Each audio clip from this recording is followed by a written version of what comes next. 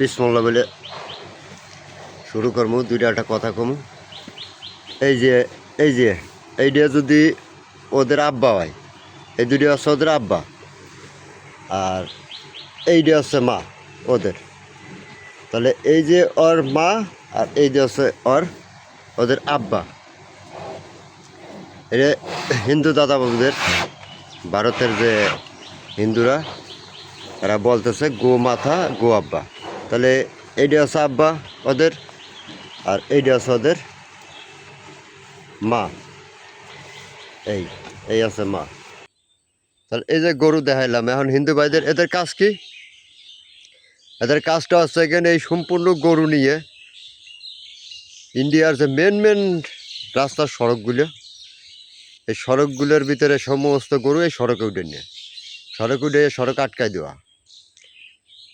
এই সড়ক আটকায় দিলে কারণ পারবে না গরু হত্যা করতে, পারবে না গরু দাওয়াই দিয়ে, পারবে না কিছু করতে। কিছু কিছু কার্যক্ষেত্র যেমন ওই গরুগুলো ওরা মারতেও পারবে না, ধাওয়াইতেও পারবে না, কিছু করতেও পারবে না। তাহলে না করতে পারলে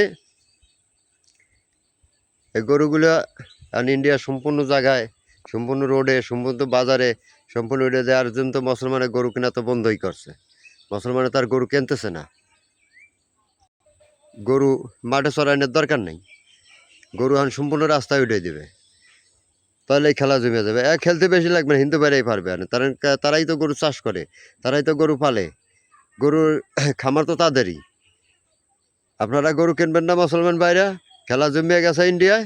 ঠিক আছে, ইন্ডিয়ার মুসলমান ভাইদের জন্য বারবার অনুরোধ করছে, আপনারা গরু কিনবেন না, এবছর কোরবানি দিবেন না। অসুবিধার 1 বছর গোস্ত না খেলে কিছু হাতে হইবে না। আর গোস্ত না খেলে মানুষ মারা যায় না, যে খাইতে হবে এমন তেমন কোনো। যখন বাধা দিতে আছে, ওরাই আর ভুক্তভোগী থাকবে। শুরু হয়ে গেছে না হিন্দু দাদা বাবুগো? কারণ সঠিক বুদ্ধি এইটাই, এছাড়া আর কোনো বুদ্ধি নাই। এটাই সব সঠিক বুদ্ধি, সঠিক লাইন।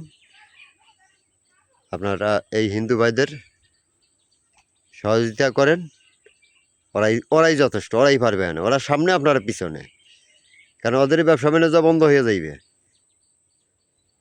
তো যাই হোক ভাই, এখন একটাই বুদ্ধি আছে, সমস্ত গরু নিয়ে মোদির বাড়ির সামনে, আর ওই ইহুদ্দিন আসার ওই যে শালায় যে বক্তব্য দিছে, এই নাসারের বাড়ির সামনে সমস্ত গরু নিয়ে বাঞ্জিয়ে থুয়ে দেন, যাতে শালা ঘরের তেরা আবাই দিতে পারে। তাহলে এই গরু বেচা কিনা শুরু হইবে, এছাড়া শুরু হইবে না। কারণ যেহেতু গোমাতা, ওর তো সম্মান দিতেই হবে। সংসদে মংসদে সব জায়গায় নিয়ে যা বাঞ্জাতন।